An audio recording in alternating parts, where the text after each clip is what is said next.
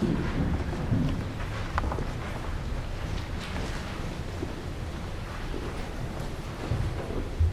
standing.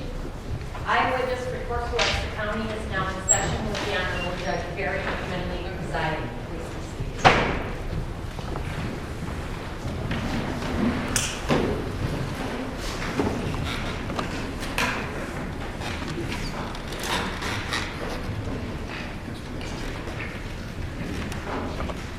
Good morning.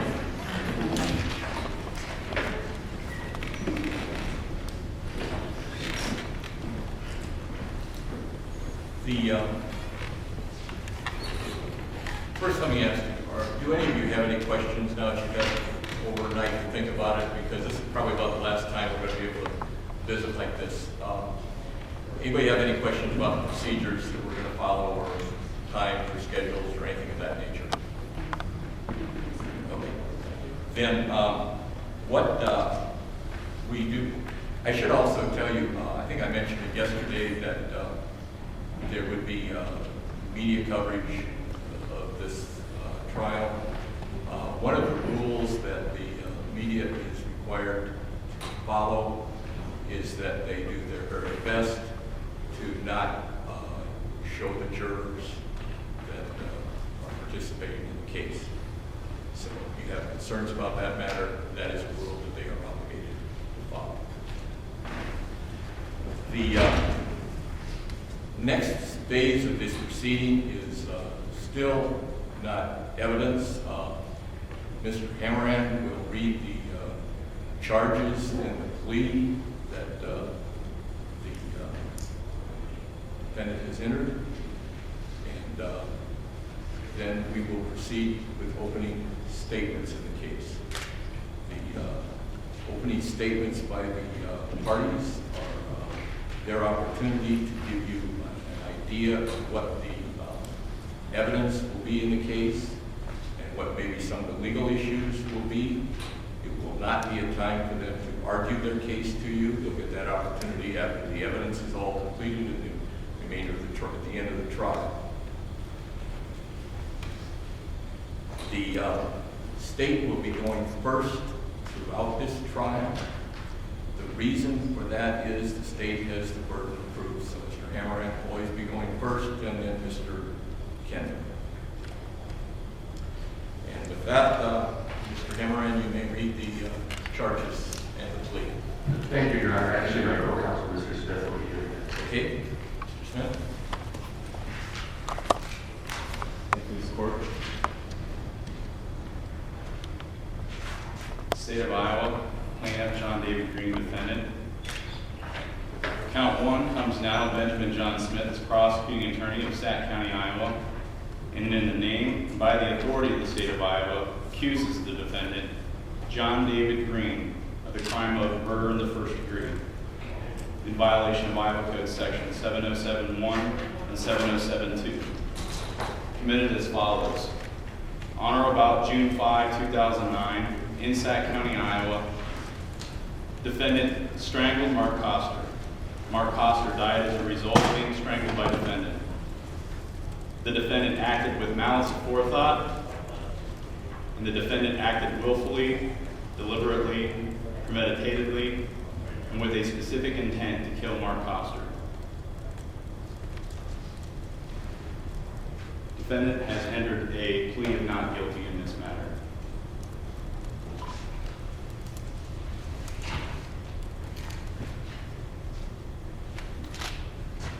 Proceed, Mr. Smith.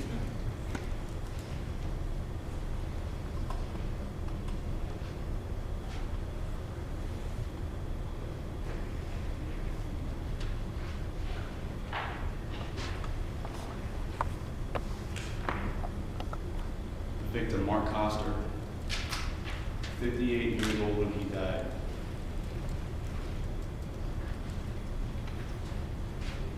Mark Koster opened his home to the defendant. Mark Koster considered defendant a friend. Mark Koster trusted the defendant. Defendant repaid that trust and friendship by murdering Mark Koster by hitting him in the head with a baseball bat and then strangling him with that same bat until he died. And then he buried him in his basement.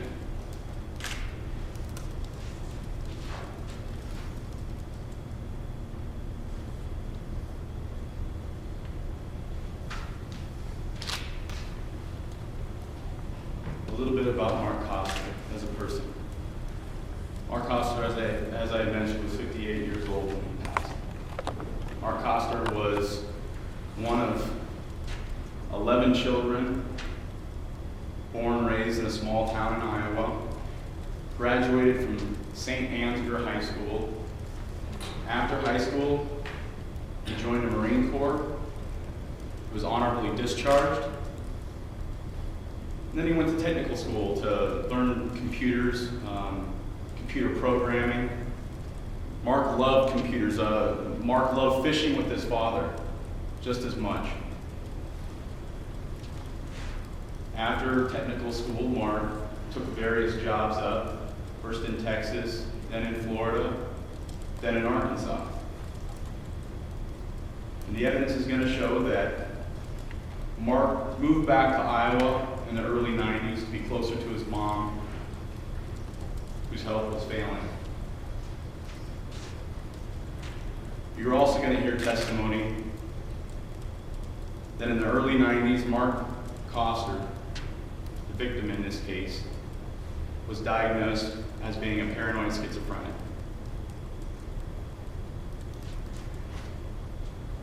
Around the year 2000, Mark, who had saved up some money, purchased a small, modest home in Sac County, Iowa, in Sac City, 610 North 5th Street, to be exact. And in 2009, if you asked his family, his neighbors, they would tell you that Mark's health was in decline, that Mark appeared to them as frail. And in March of 2009, Mark allowed the defendant to stay in his home. We will probably never know why the defendant killed Mark Koster. But the evidence will show you this, that the defendant took a baseball bat, hit Mark Koster in the head with the baseball bat. The blow from the bat knocked Mark Koster to the ground. The blow from the bat to Mark Koster's head caused blood to come from Mark Koster's head. And then after Mark was on the ground, defendant didn't leave. He didn't call for help. Instead, the defendant, who in 2009 weighed approximately 100 more pounds than Mark Koster, was about approximately a half foot taller than Mark Koster, climbed on top of Mark Koster. And he took the bat and he pressed it against Mark Koster's throat for 2 minutes until he passed.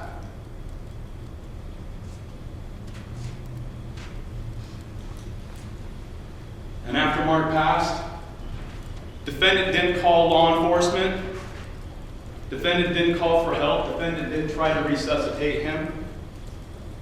The evidence will show that after the defendant murdered Mark Koster, he dragged Mark Koster's lifeless body from the living room of Mark's home, through the kitchen, down the stairs to the basement, and dragged Mark to the darkest, deepest corner of that basement. The evidence is going to show you that defendant then wrapped Mark's body in the blankets and the bedding from Mark's bed.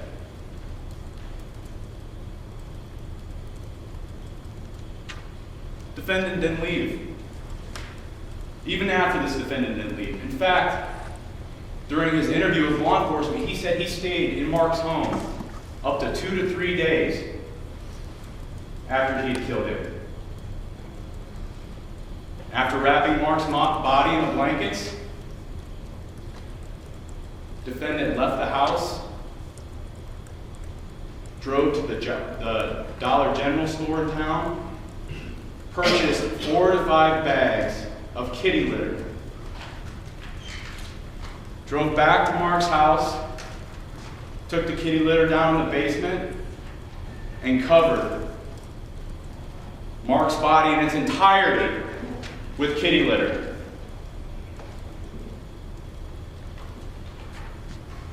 The evidence will show that defendant then took trash and other household items from upstairs, Mark's home, placed it on Mark on top of the kitty litter, and then took a 200 to 300 pound water heater and placed that on top of Mark's body.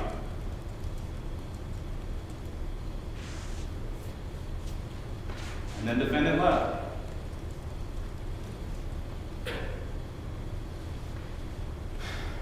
About a month after Mark was murdered, local utility company notified law enforcement that Mark had not been paying his bill.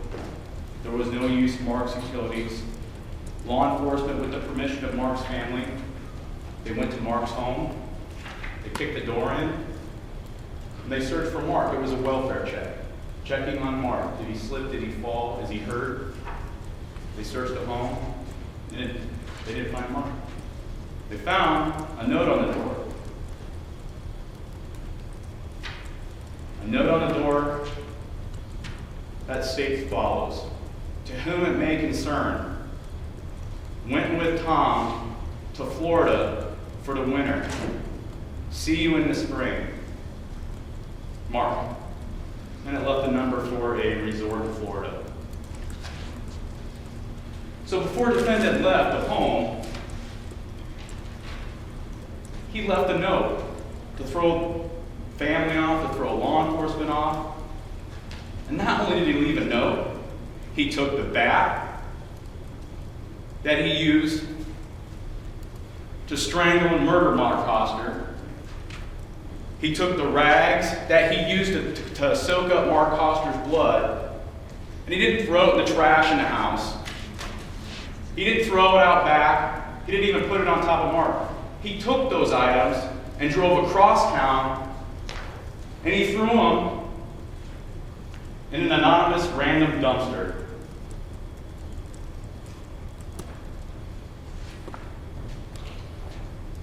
He then came back, cleaned up the home, Mark's home, made it look as if Mark had gone to Florida for the winter.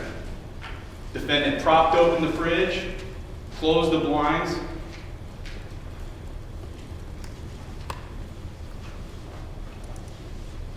Now a year, almost a year after, in May 2010, you're going to hear Mark's brother testify that he hadn't heard from Mark. None of the family members had heard from Mark. And they were concerned. Law enforcement again, with the brother, went through the home. The note's still on the door. This time, they collected evidence. Most noteworthy, Mark's pipe. And his brother's going to tell you that Mark didn't go anywhere without his pipe.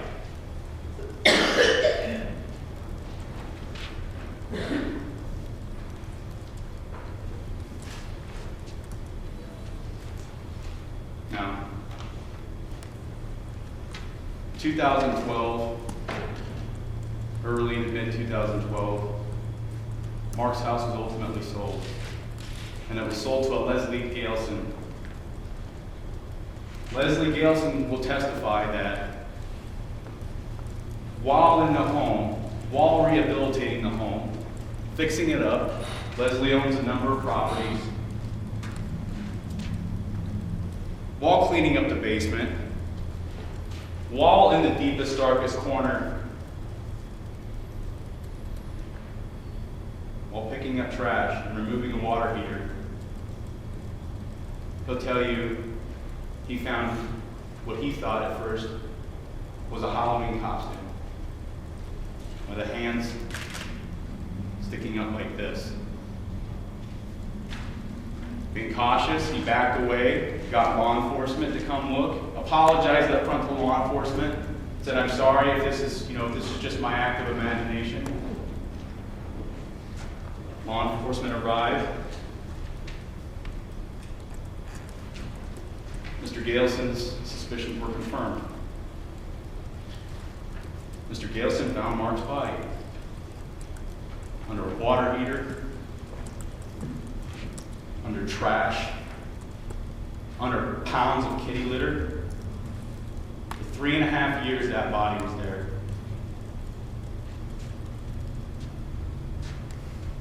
Following law enforcement's investigation after finding Mark, the crime scene came in. They took a number of photographs. You're going to have the opportunity to see some of those photographs. You're going to get the opportunity, or the unfortunate opportunity, to view Mark's body in the state in which it was found. But pursuant to that investigation, law enforcement talked to Mark's family, talked to Mark's neighbors, and learned a number of things. One, Mark didn't have a lot of friends. Mark kept to himself mostly. They learned that about a month before the first welfare check, around that time, April, May of 2009, that Mark wasn't the only person staying in that home. That somebody going by the name of Tom, who was a taller man, 6'4", with a small Pomeranian dog, had been staying with him. Now, through their investigation, law enforcement ultimately discovered that the person that the neighbors and the family members were describing was not Tom, it was the defendant, John David Green. The time they learned this, the defendant was living in Florida. In March of 2014, this year, law enforcement traveled from Iowa to Florida to interview the defendant.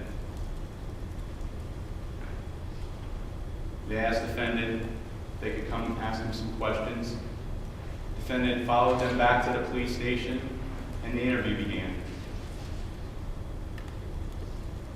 One of the first things that came out of the defendant's mouth, and you'll be able to watch the interview, the whole thing, and you'll see this. One of the first things that came out of the defendant's mouth: "I have never been to Iowa."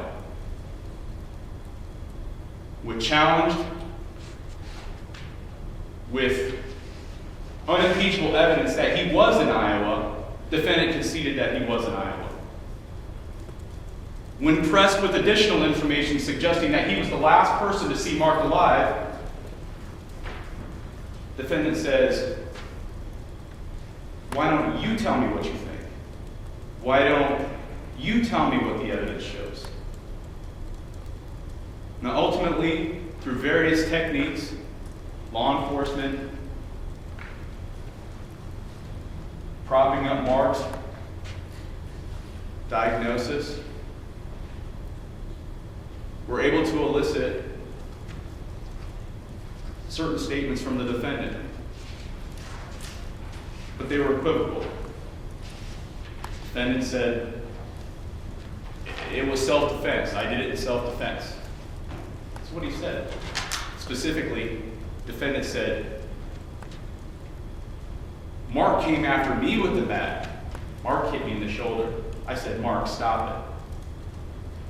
And again, the defendant then said, "He took the bat away from Mark, hit Mark in the head with the bat, knocked Mark to the ground,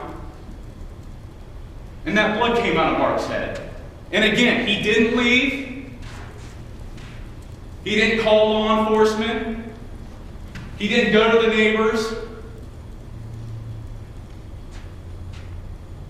He climbed on top of Mark and crushed the life out of him for 2 minutes. His own words, 2 minutes. This isn't a case of self-defense. It's just not. And at the end of this case, when you guys go back to deliberate, the state is going to ask that you find defendant guilty as charged in the trial specification I had just read to you. I thank you for your time.